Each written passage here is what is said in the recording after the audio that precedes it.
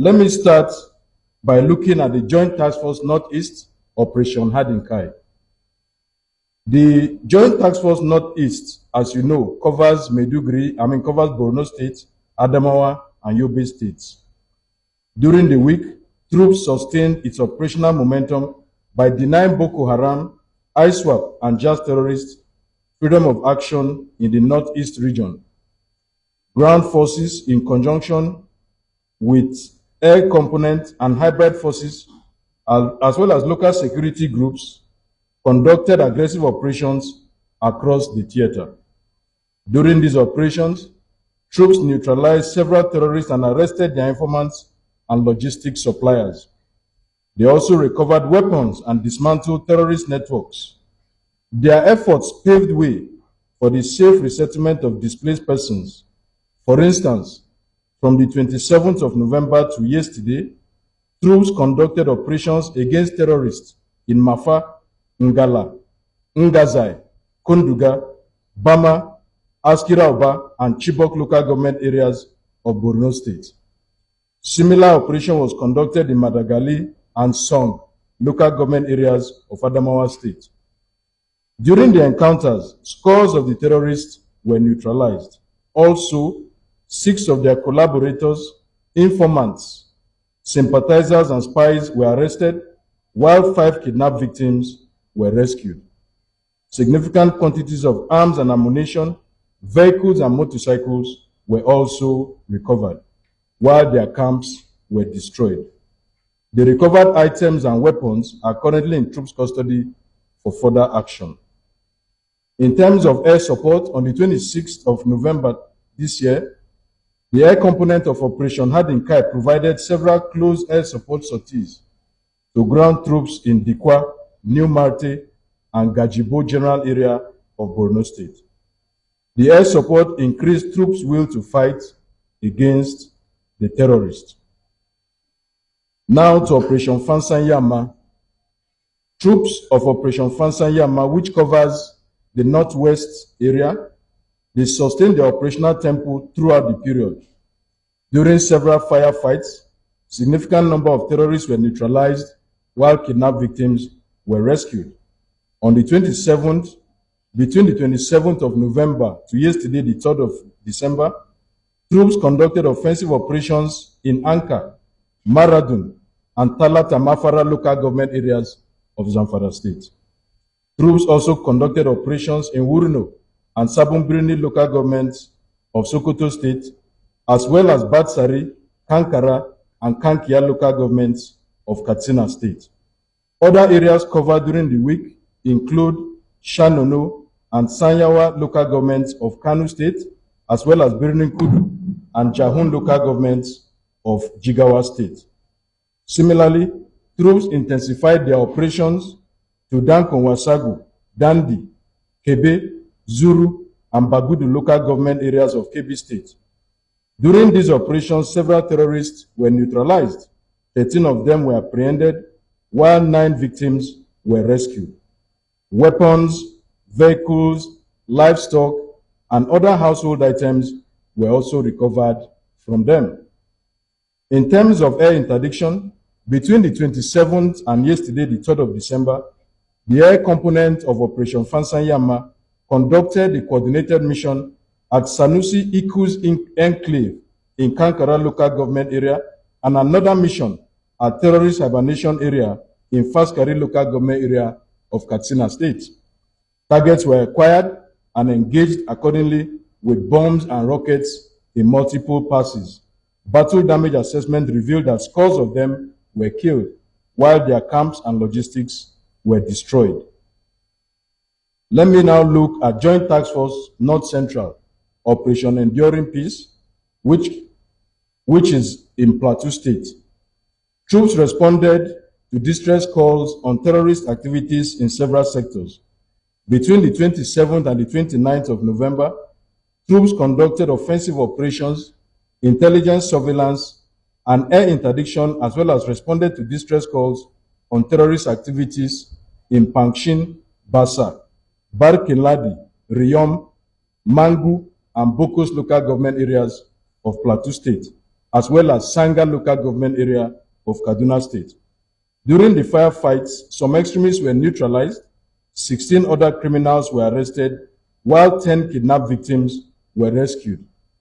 Weapons, ammunition, motorcycles, and vehicles were also recovered from the extremists. Let us now go to Operation Wellstroke, which covers Benue, Nasarawa, and Taraba State. The operation recorded some successes in their area of operational responsibility. Between the 27th of November and the 2nd of December, troops conducted several operations, including cordon and search, at the residence of a suspected extremist identified as Malam Ibrahim in Ardo Kola local government area of Taraba State, and destruction of extremist life support structure in Ukum local government area of Benue State. Other areas covered are Sadauna, Lao, Donga, Karim Lamido, and Takum local government areas of Taraba State, as well as Gwe West and Katsina Ala local government areas of Benue State. During the operations, troops neutralized several extremists, arrested 20 suspects, and rescued 6 kidnapped victims. Arms and ammunition, vehicles, and livestock were also recovered during these operations. Between the 27th of November and yesterday, the 3rd of December, troops conducted operations in Lokoja and Kababunu, Yagba West, and Ijumu local government areas of Kogi State, as well as Gwagwalada, Buhari, and Kwali area councils of the Federal Capital Territory. During the operation, troops neutralized several extremists, arrested 12 suspects, while 14 kidnapped victims were also rescued. Several arms and ammunition were also recovered during this operation. Now to Operation Delta Safe. Operation Delta Safe covers Bayelsa, Delta, Imo, and Rivers State. Troops foiled several oil thefts worth 12,122,000 naira only during the period. The breakdown indicates 11,850 liters of stolen crude oil and 540 liters of automated gas oil. Additionally, they discovered and destroyed 4 illegal refining sites and arrested 25 oil thieves and other criminals, while assorted arms and ammunition were also recovered.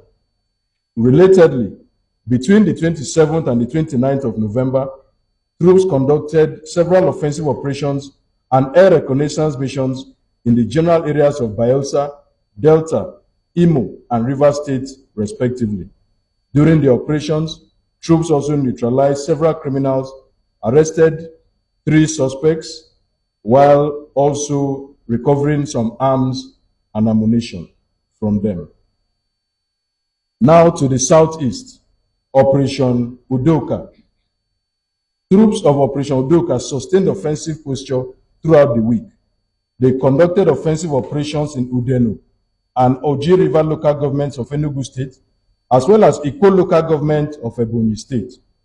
Troops also conducted operations in Bende and Biase local government areas of Abia and Cross River States, respectively. During the operations, troops neutralized several terrorists, arrested 4 of them, and rescued 4 kidnapped victims. They recovered arms, ammunition, vehicles, and improvised explosive devices, making materials from the terrorists. In terms of air missions, between the 28th of November and the 2nd of December, in support of the ongoing joint clearance operations, the air component of Operation Udoka conducted air interdiction at terrorist locations in Eziagu local government area of Enugu State. Targets were acquired and engaged with rockets and cannons in successive passes. Battle damage assessment revealed that several terrorists were neutralized, while their camps and logistics were destroyed. In conclusion, the Defense Secretary wishes to commend the troops for their bravery and urge them to maintain the momentum. On behalf of the Chief of Defense Staff, he has directed me to convey to troops that he is very, very happy with the activities over the last 1 month and over the last 1 week, and he urges them to continue to put in more effort to ensure that the security situation is brought under control and peace and security and a safe and secure environment is provided so that Nigerians can live in peace and everybody can go about their normal business. The armed forces solicits continuous sharing of credible information with troops to enhance our operations. It is only through credible information that necessary action and responses can be undertaken to ensure that all our threats are controlled. We also continue to solicit the support of all Nigerians in this regard. We call on support also for veterans through supporting the Armed Forces Remembrance Day emblem that was launched by Mr. President on the 2nd of December. That was Tuesday at the Presidential Villa. We believe, the Defense Headquarters believes that in line with the renewed hope agenda of the President, it will be nice to renew the hope of our veterans who have given their best years in service for the country. This can be done through laid down channels like the Nigerian Legion, as well as in our personal capacities all over the country. The Armed Forces of Nigeria is dedicated to continuing to operate within the ambit of the law. We convey our assurances that we are enhancing our operational tempo in the light of the renewed security threats until peace is restored to all troubled areas of the country. The Armed Forces also wishes to inform all Nigerians that we are emplacing all necessary measures, systems, and activities humanly possible to ensure that the remaining students recently abducted are rescued and returned to their families unhurt. Benefits by people that are kidnapped also? Is that your question? Okay. I don't see the feasibility of that. I don't see the feasibility of that. You mean somebody who wants to suffer in the camp of the terrorists because his family is going to get money? But all the same, you have provided information and we'll pass it along and see how we can take necessary action on that and see. Thank you. Now, Joseph Undu, you asked concerning the issue of Amadu, right, in Taraba State. Okay. You know that the brigade in Taraba has been conducting operations recently in conjunction with the state government. The state government has been encouraging them. And I think through the operations they are conducting, they have been able to significantly reduce the challenges in Taraba, if you are aware. So this information and this particular town that you mentioned will also be passing it on to the brigade to find out what can be done about it and if this information is true. Thank you. Then Idowu Isanlu Daily Trust, community in Tudumbiri. Yes, I think the issue of compensation for them has been discussed extensively. And you know that these things take time. It's a bureaucracy we are running. But I can assure you that in due course, compensation will be paid to that community in as much as due diligence has been done on the level of compensation and those who are affected by that incident. So I think it will be done, and I'll still convey this to the appropriate authorities. Thank you very much. So can we just take 4 more questions and then we round up? And the issue of the schools that were closed due to the heightened security situation, and later there's a directive that they should be opened. One of the things about security reports is that they are dynamic. At the point that the schools were closed, there were reports that the threat was high. So the various state governments in their wisdom took a decision, as well as the federal government took a decision that certain schools should be closed. I think that has been in the last 2 weeks or so.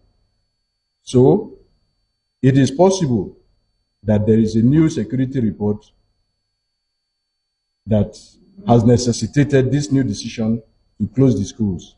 However, on the part of the defense headquarters and the armed forces of Nigeria, we are always ready and willing at any time to provide any necessary assistance that any state government requires to secure the schools. Of course, working in conjunction with the Safe Schools Initiative. I'm sure you know that the Safe Schools Initiative is doing a lot of work in safeguarding the schools and is domiciled at the Civil Defense Headquarters. So I think that provides answers for that. Now, the issue then is Newsweek. News Direct, okay. News Direct, okay. The issue of the bad boys being on the outskirts of Abuja.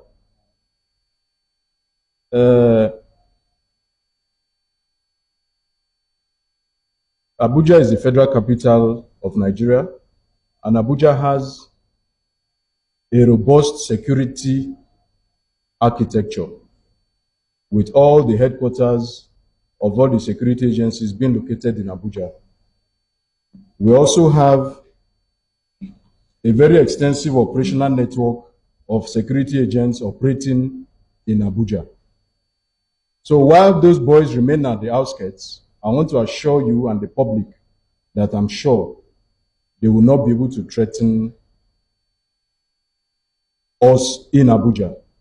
In any case, the Ministry of the Federal Capital Territory, in conjunction with the necessary or relevant security agencies, are also aware of the issue of those boys being out on the outskirts and are taking all the necessary action to make sure that they do not constitute any threat to anybody, particularly during this festive period. Now, John Nwokocha of Narrative, right? Narrative, okay. For the festive period,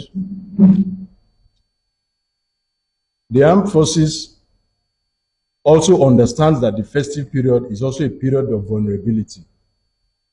Yes, our security reports indicate that there is a tendency for everybody to be relaxed.